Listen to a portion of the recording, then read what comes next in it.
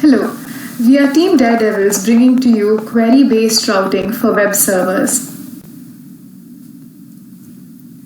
Machines on the internet can be broadly classified into servers and clients.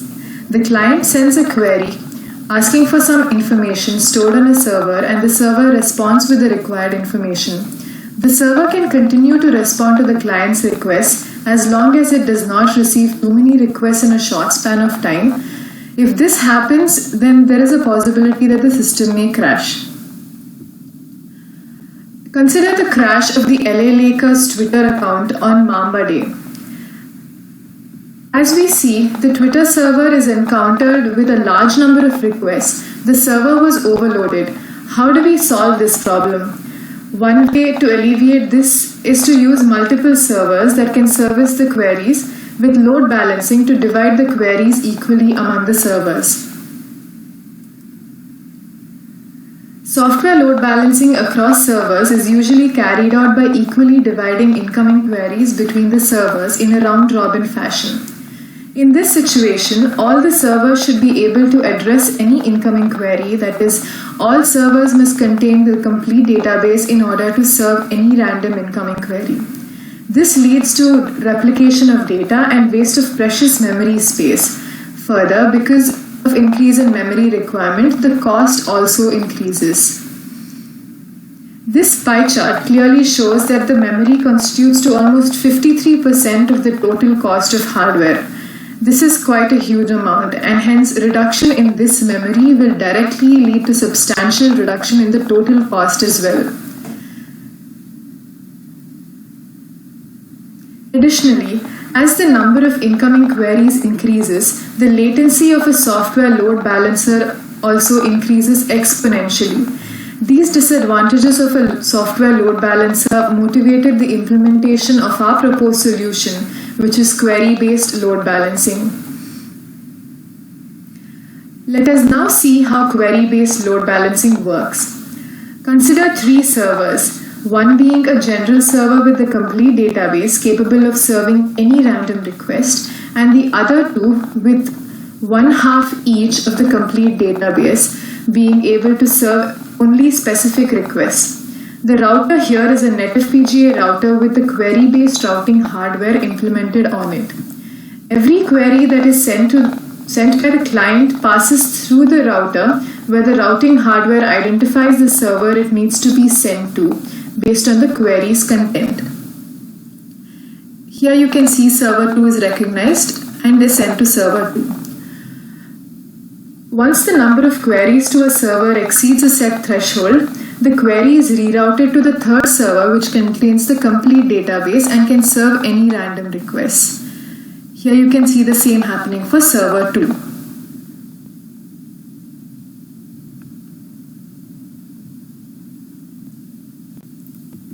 To see the implementation of content-based routing, let us look at the packet header. In order to implement query-based load balancing, we need to alter the destination MAC and IP address. Any incoming packet comes and sits in the input queues and is passed on to our custom design after passing through the input arbiter and output port lookup. The custom router for our system is as shown. It has a packet queue, hardware-software interface, payload inspector, and Daredevil's custom CPU. As soon as a packet enters the custom designed NetFPGA, it sits in a packet queue.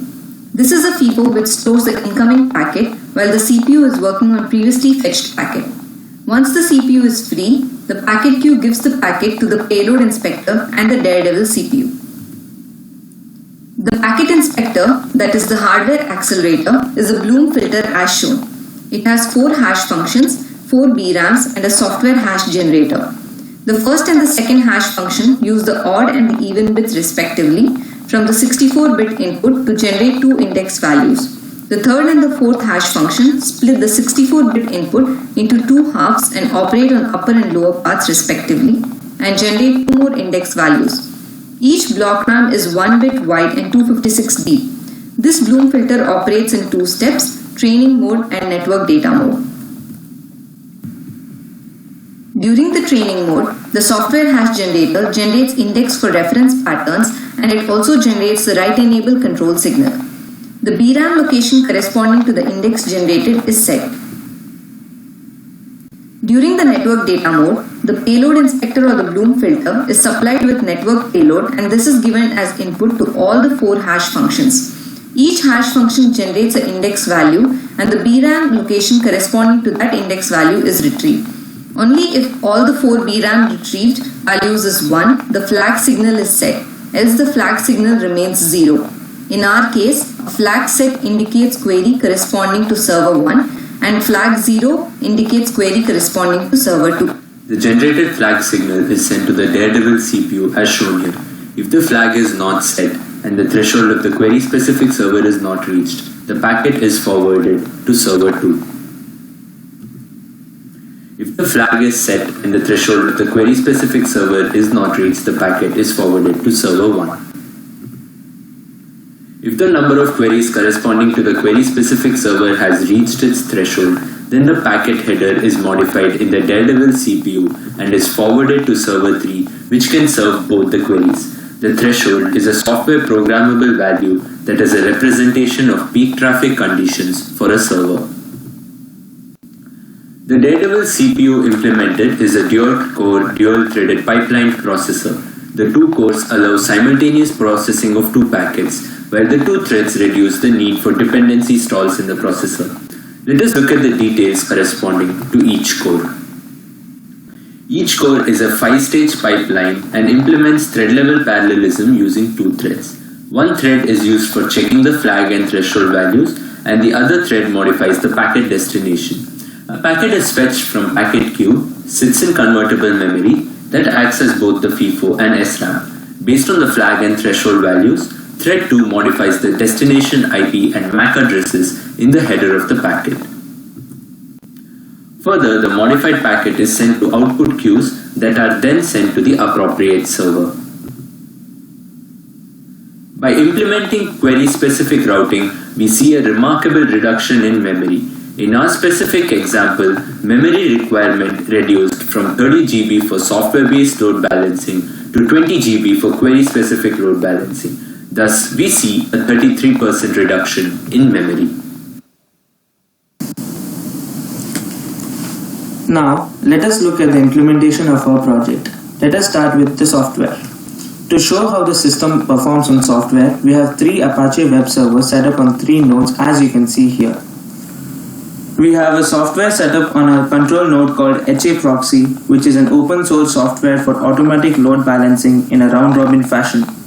We have nodes N1, N2, and N3 set up as servers and node N0 as client. We will now see how the system performs.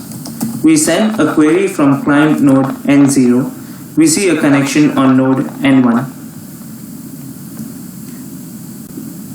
When we run a new query on the client, we see a new connection on node N2.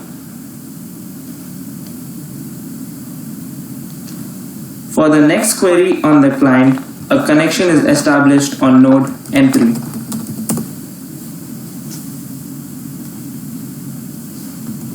Now for every new query, the cycle is repeated and the load is balanced between the 3 servers.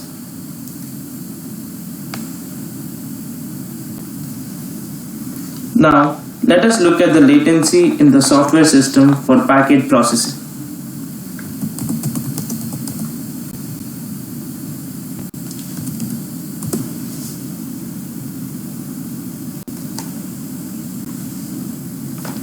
We see that it's in the range of 180 milliseconds to 190 milliseconds. We will now look at the hardware implementation of the project. This is the NS script that is used in the project, which generates the network topology as seen on the screen. The topology has 4 nodes and 1 native PGA router connected in star topology. All the nodes are connected to the router via 1 gigabit per second link. Now let us load our module onto the system. The hardware accelerator that is used in our system is the Bloom filter for pattern classification. We will now look at the training of the Bloom filter for a specific set of patterns. Given a pattern, it goes through 4 hash functions that are present in the Bloom filter which in turn sets indices in the VRAM memory. Now let us test the filter for the pattern that it was trained for. In case of a match, as seen on the screen, the flag is set. Now let us test the filter for a pattern that it is not trained for. As seen on the screen, there's no match, that is the output is 0 and the flag is not set. Now let us look at how our hardware implements query-based routing. As we can see on the screen, we have a client on node N0 and we have servers on nodes N1, N2 and N3. We have set up TCP dump on all three servers. This is to monitor the packets being sent across to the servers from the client. We will be setting a threshold value to 2, which corresponds to the maximum number of requests that a server can handle. We would now be sending a query across the network with the pattern lemonade.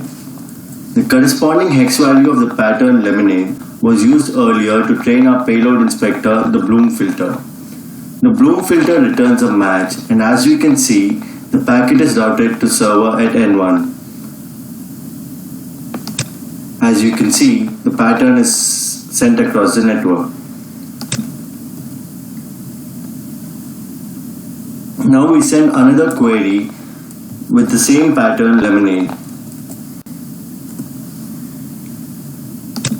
We see that this is still connected to server N1, and as you can see, the pattern lemonade was sent across the network. We send the third query with the same pattern lemonade. We see that now it is routed to server N3. This is because the server N1 has reached the threshold.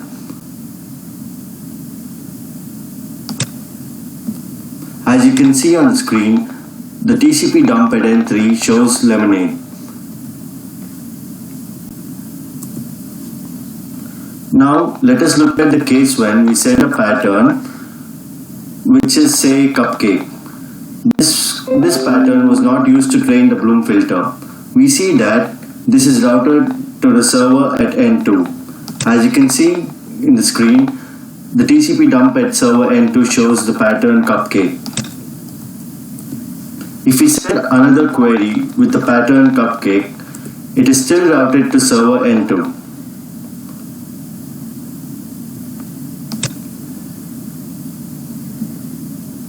Now, the third query with the pattern cupcake is routed to the server N3, as the threshold of the server N2 has been reached.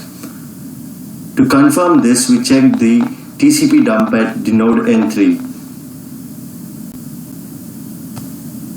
We see that the pattern cupcake has been displayed in the TCP dump of node N3.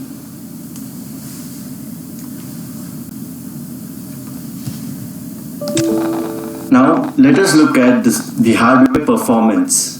We will ping the node N1 and we see that the time taken for this is just 22.9 milliseconds. From the demo shown previously, we can observe that the latency of the hardware implementation is much lesser than that of the software. From this graph, we can see nearly a 10x reduction in latency after using hardware accelerators. Let us now see how our system can be made scalable to be used in the real world. Increasing the number of cores on a single processor will increase the number of packets that can be handled simultaneously. The existing Bloom filter in the pattern matching hardware accelerator can be made more extensive to match more number of patterns with lesser false positive occurrences. Our current implementation uses only 2 servers, each with half the total memory requirements. This can be changed to suit the requirements of the application. Also, the thresholds for each server need not be a constant value. Rather, they can change in real time to reflect actual usage of the system. We can also see that the threshold we are using is only an arbitrary numerical value. This can be improved to a time-based threshold value that ensures that a single server is not overloaded with queries. Further, once a threshold value has been reached, it is important to reset this threshold value to resume normal operation of the system. Currently, the system only shows rerouting of the packets when the threshold value has been reached. Thank you for watching and hope you enjoyed this video. This is Team Daredevils signing out.